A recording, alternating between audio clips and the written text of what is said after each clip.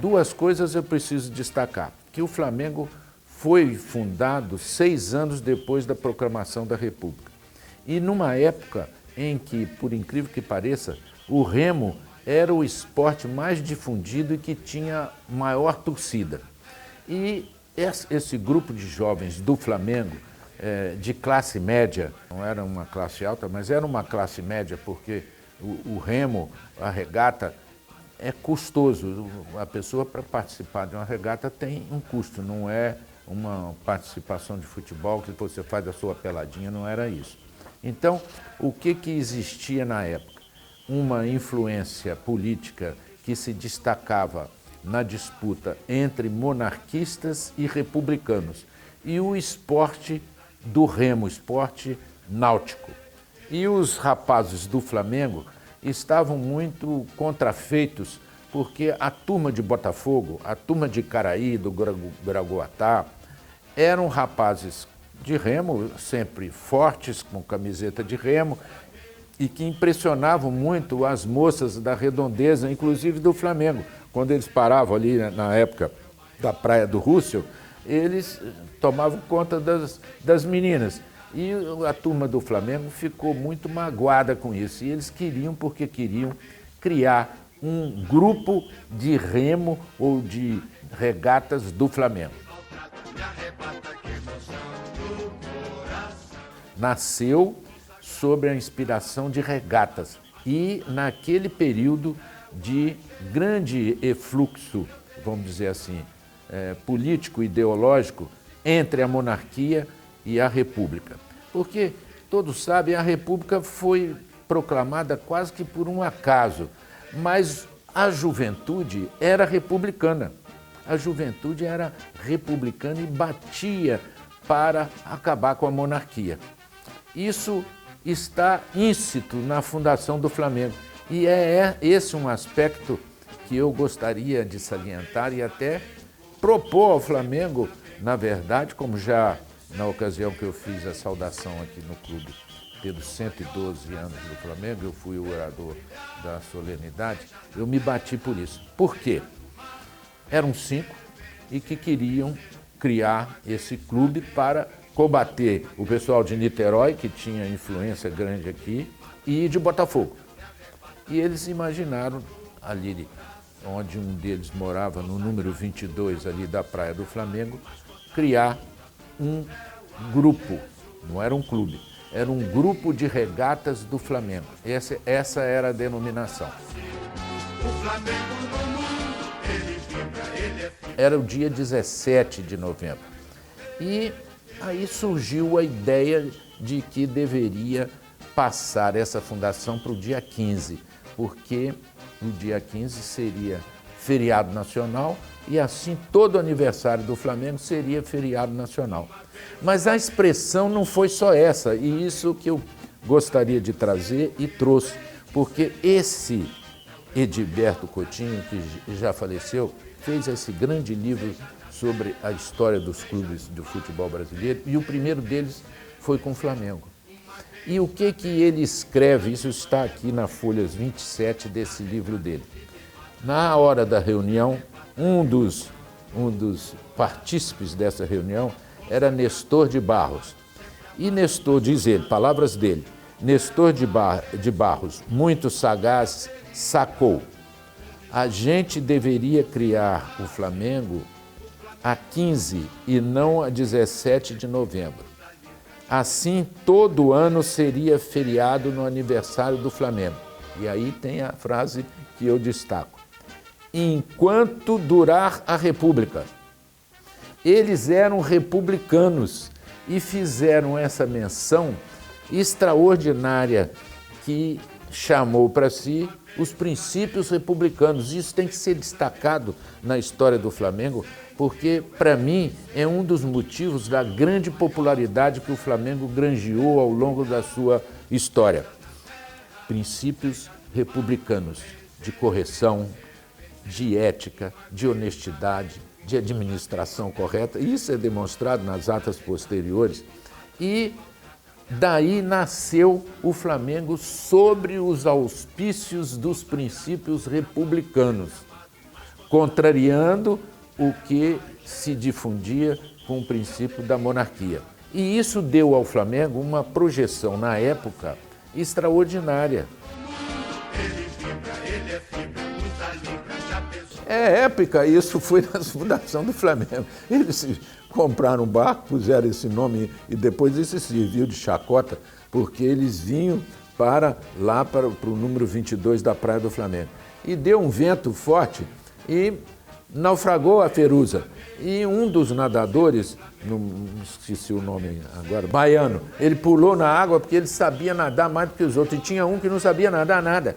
E foi até a praia em busca de socorro. Mas a Feruza naufragou, virou com o casco para cima, eles se seguraram ali e ficaram boiando até a noite. E pensaram que o baiano tinha morrido. E quando chegaram, foi salvo por um outro barco, quando chegaram lá, lamentaram, choraram porque o baiano tinha morrido. De repente chegou o baiano. Aí foi uma festa histórica e foi daí que ele falaram. Inclusive, pelas cores do Flamengo, que inicialmente era azul e dourado, ele falou, essas cores estão dando azar, o Flamengo pode ter isso, vamos mudar isso aí, que passou para o vermelho e preto.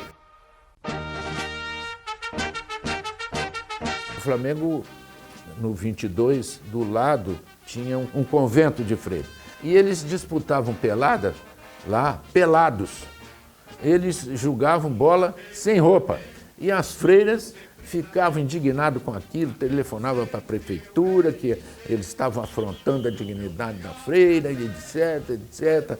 O prefeito mandou construir em cima do muro uma espécie de alambrado de alumínio para vedar, mas mesmo assim não adiantava nada. E ficou aquele ambiente desagradável com as freiras, até que, em uma ressaca muito forte, invadiu as casas e as freiras estavam em risco de vida, porque o mar estava tomando conta. E foi justamente a turma do Flamengo, a turma do 22, que eram fortes, rapazes, entraram, pegaram as freiras no colo e tiraram de lá e conseguiu salvar os moradores de toda aquela região que estava ali.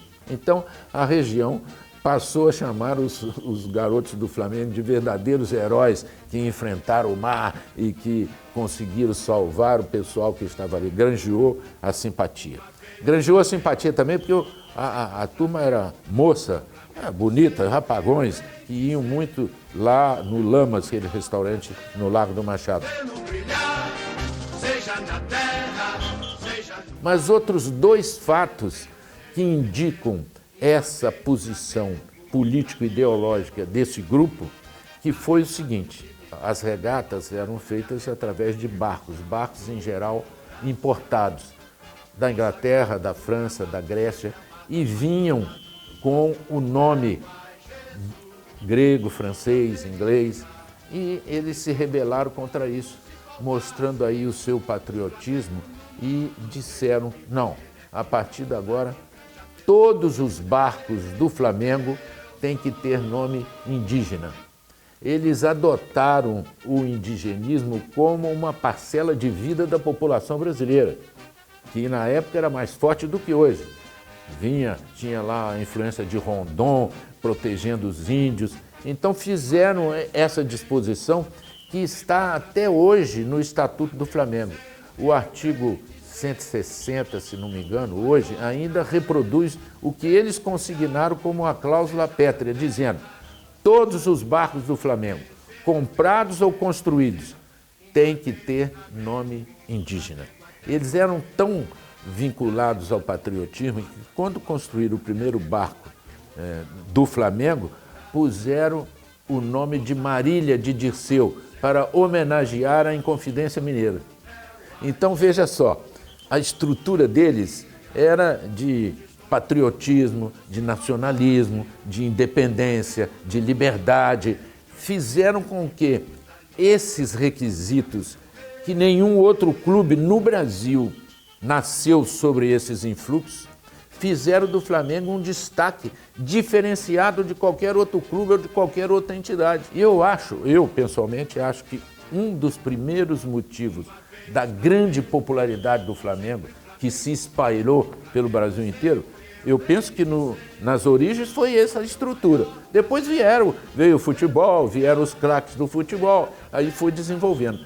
Mas no início, a influência indígena no Nordeste do Brasil era muito grande, no Norte muito grande. Então eles ficaram apaixonados por um clube que de início já proclamava esses princípios em favor do Flamengo. Hoje, no Brasil de hoje, com falta de patriotismo, com falta de ética, com falta de princípios republicanos, o Flamengo poderia fazer um projeto de levar essa história absolutamente verdadeira para as escolas primárias, secundárias e mostrar o que era o Flamengo e difundir esses princípios novamente, que quem viesse para o Flamengo já vem com esses princípios embutidos na sua consciência. Isso é fundamental. E o Maurício, que fez esse trabalho de todo meritório de colocar as embaixadas em diversos pontos, poderia, e eu já falei até com o nosso presidente Landim, de fazer um projeto acoplando a essas embaixadas algumas exposições sobre o Flamengo, o que aconteceu, por que o Flamengo foi republicano, que eles eram rapazes independentes, de autonomia, libertários, com patriotismo inerente na sua formação. E isso é fundamental para a vida do Brasil. Então, duas coisas iriam acontecer, a meu ver. Uma atração maior da juventude para o Flamengo e um projeto e um objetivo maior para o Brasil.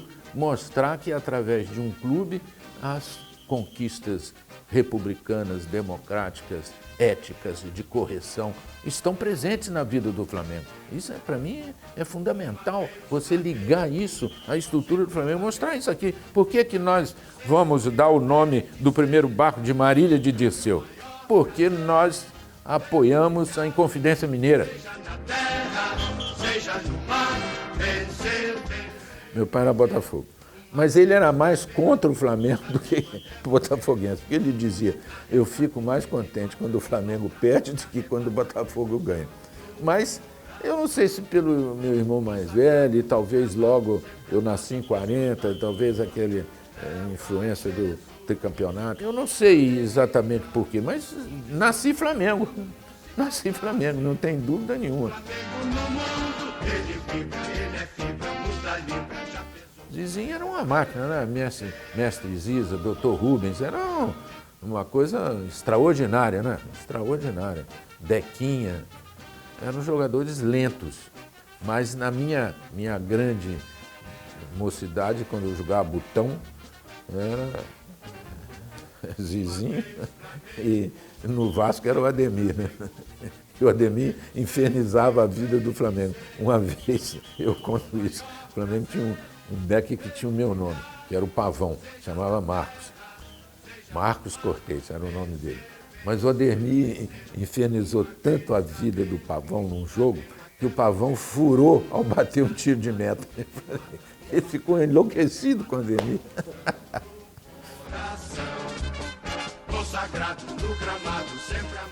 Em determinada época aqui do Rio de Janeiro, os bicheiros estavam dominando o futebol e queriam ingressar nos clubes como forma de lavar dinheiro, através do futebol. Vou citar aqui o maior deles, o Castor, lá em Bagu, o Drummond no América, o Emil no Botafogo, que chegou a vender até sede do Botafogo, lá em Itapiruna veio patrocinado por lá, e aqui no Flamengo estava assim, tentando um acesso para o pessoal da Portela e da Mangueira, com o jogo do bicho. Embora a Mangueira sempre procurou afastar isso.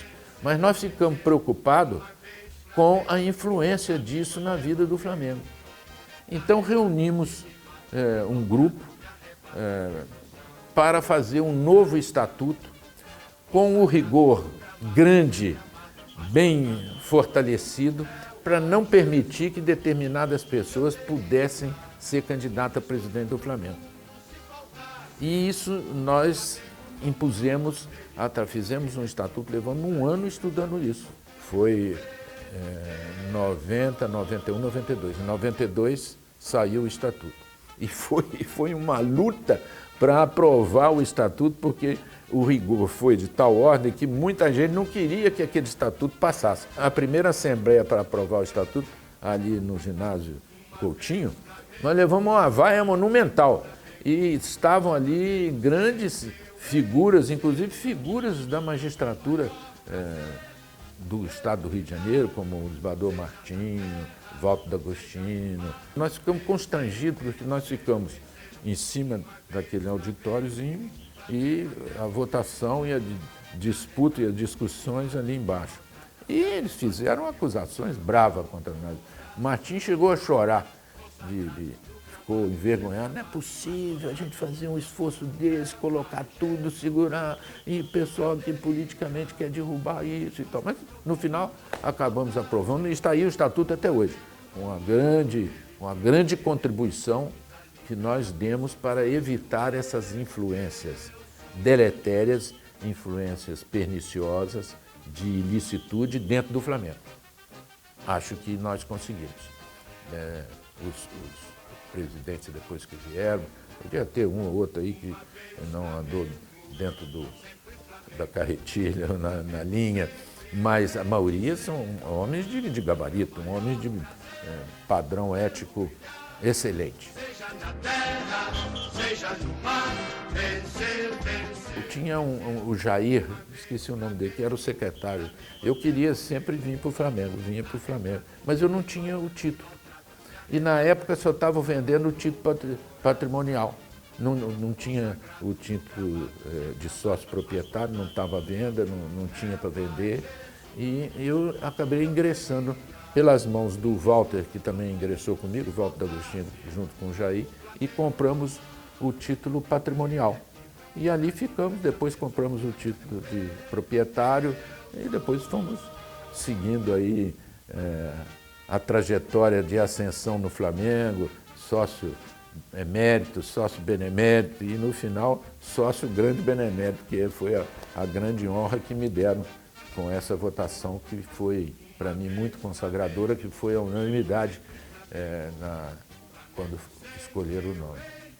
Olha, eu digo para você, é um dos maiores galardões que eu tenho.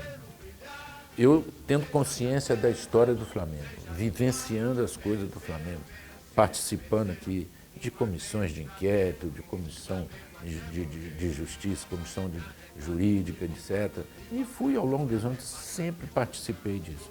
Mas a consagração de grande benemérito por unanimidade é um orgulho, por isso que eu tenho esse escudinho aqui.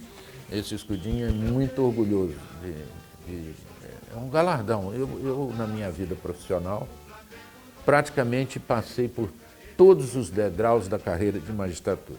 Eu fui juiz sempre por concurso, juiz de direito, juiz do interior, depois promovido a juiz titular do Rio, depois de Petrópolis, depois fui para o Tribunal de Alçada, depois fui promovido a desembargador, depois fui eleito presidente do Tribunal de Justiça, depois fui presidente do Tribunal Eleitoral, fui integrante do Conselho Nacional de Justiça, fui presidente do Conselho Nacional. Então, eu tenho, na verdade, uma série de, vamos dizer assim, galardões que eu obtive. Mas esse do Flamengo tem um destaque muito especial, não só porque é um time do meu coração, da minha paixão, mas pelos princípios que o Flamengo exala ao longo da sua trajetória.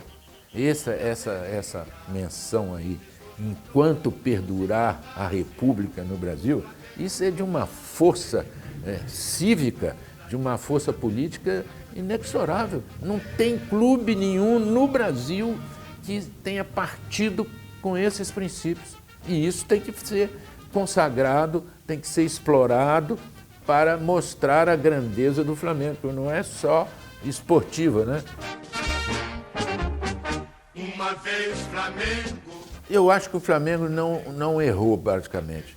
O Flamengo confiou nas informações que a FIFA forneceu de que a ISS era uma grande empresa e que ia dar uma alavancagem no Flamengo muito grande, ia projetar o Flamengo, porque o Flamengo hoje ele está buscando uma projeção internacional.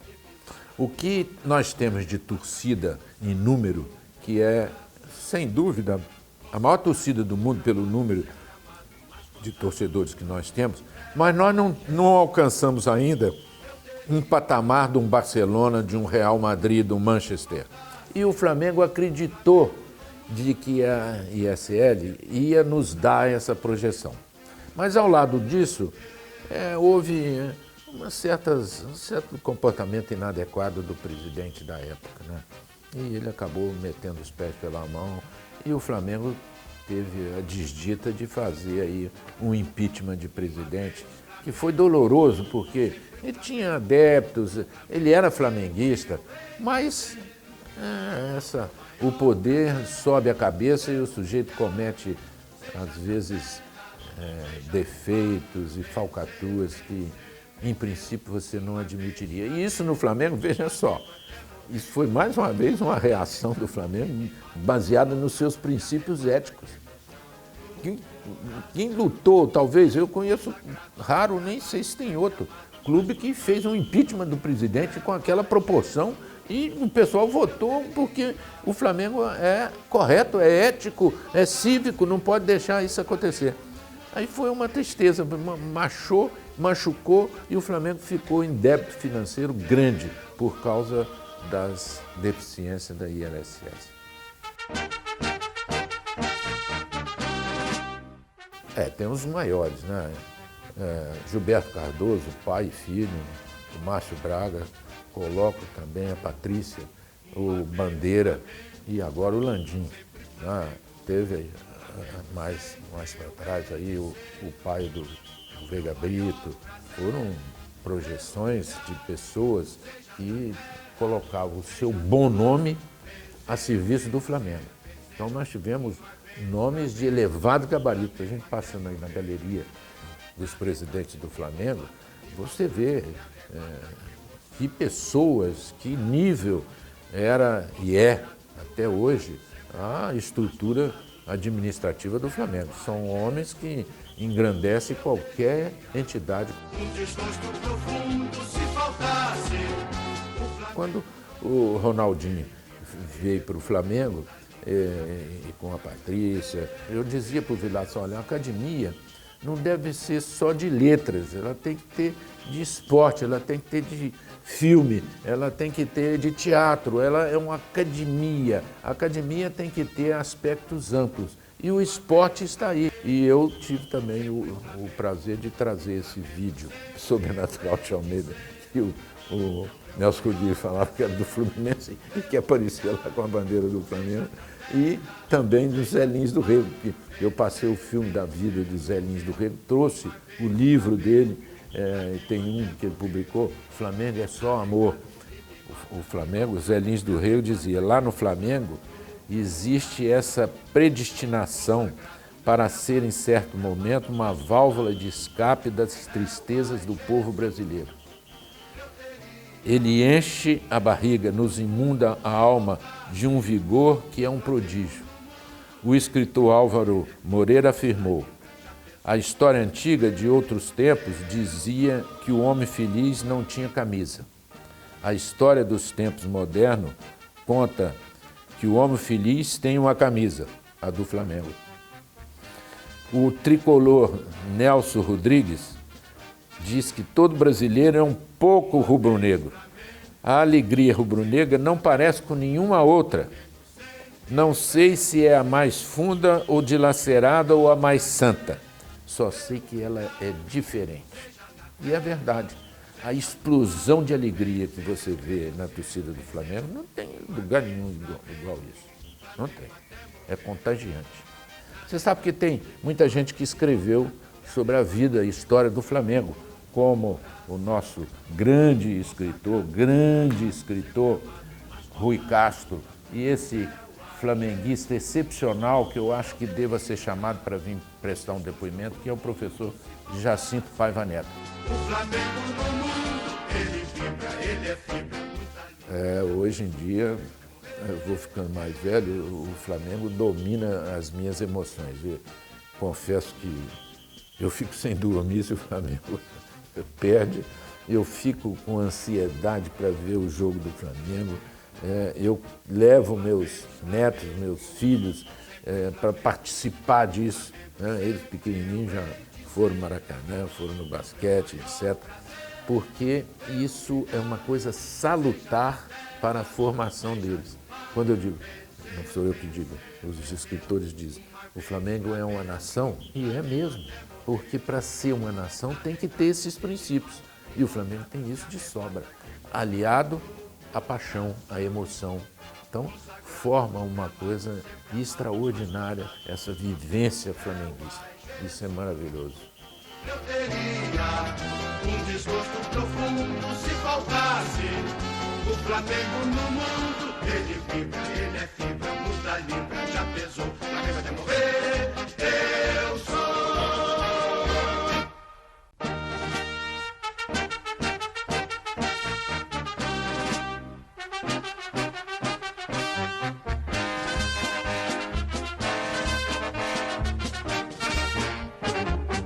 Uma vez Flamengo, sempre Flamengo, Flamengo sempre eu hei de ser.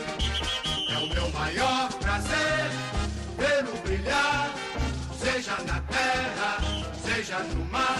Vencer, vencer, vencer. Uma vez Flamengo, Flamengo até morrer. Me arrebata, ele me mata, me maltrata, me arrebata, que emoção no coração. Consagrado no gramado, sempre amado, mas